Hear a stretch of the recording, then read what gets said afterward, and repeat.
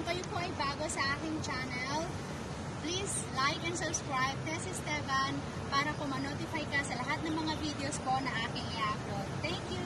Have a blessed day!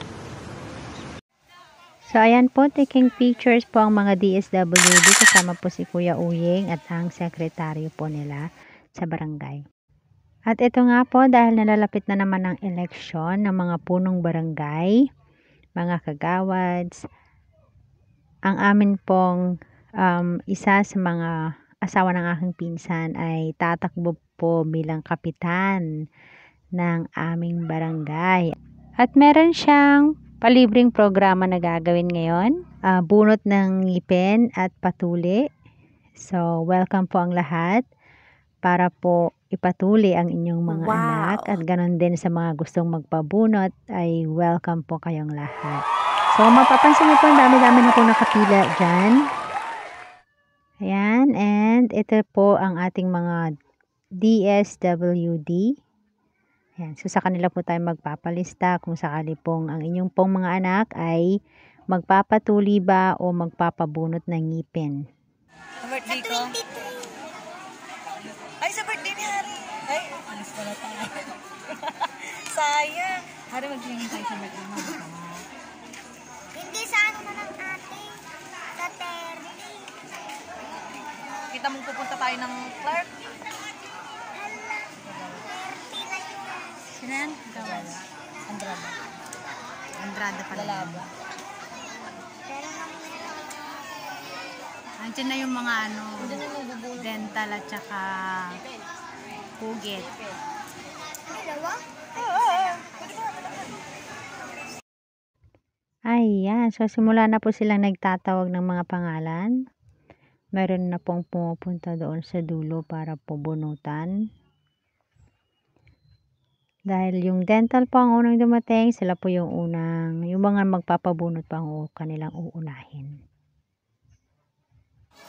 At ito na nga, dinalangan na po namin ang aming kuya.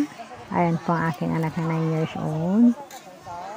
Doon ninenervyos po siya, kaya kailangan po namin siyang samahan ng aking ate na aking anak na babae. Napapalitan pa po ba yan? Ito po, napalitan na to, mapapalitan pa po. Ito na lang po muna. Pero mapapalitan po yan. Ito na mapapalitan to, ito na yung kapalit. Ito na yung permanent na rin. Ano kung gagawin para mapantay po yan? Ito muna po ang tatanggalin ko para makababa yung... Salamat. So, okay lang, importante matanggal ang kanyang ngipin at lakasan ng loob dahil yung iba po dyan ay nahimatay dahil po sa nervyos. Kaya kailangan namin hawakan ang kanyang kamay habang ginagawa po ang pagtanggal ng kanyang ngipin habang binubunod po. So, ito na nga po, hawak-hawak namin ang kanyang kamay. At ramdam namin na talagang ninenervyos siya. Ayaw man lang niyang ibuka ang kanyang mga mata.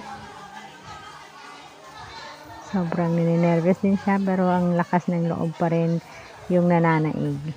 Ayan. Dahil po siguro nakasuporta kami ng kanyang kapatid na babae at si Bunso ay talaga naman nung una ayaw niyang magpabunod dahil natatakot nga siya. Tapos na.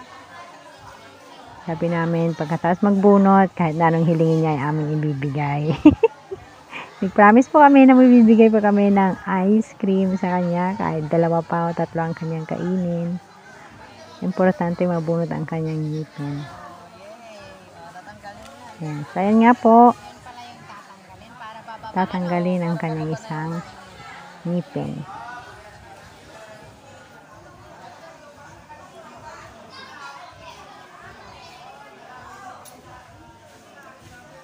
Ayan, tinatanggal na po ang kanyang isang ngipin.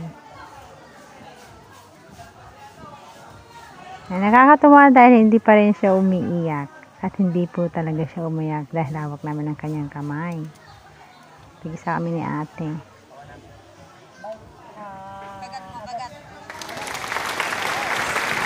Ayan, successful po ang kanyang pagpapabunot. Thank you for watching.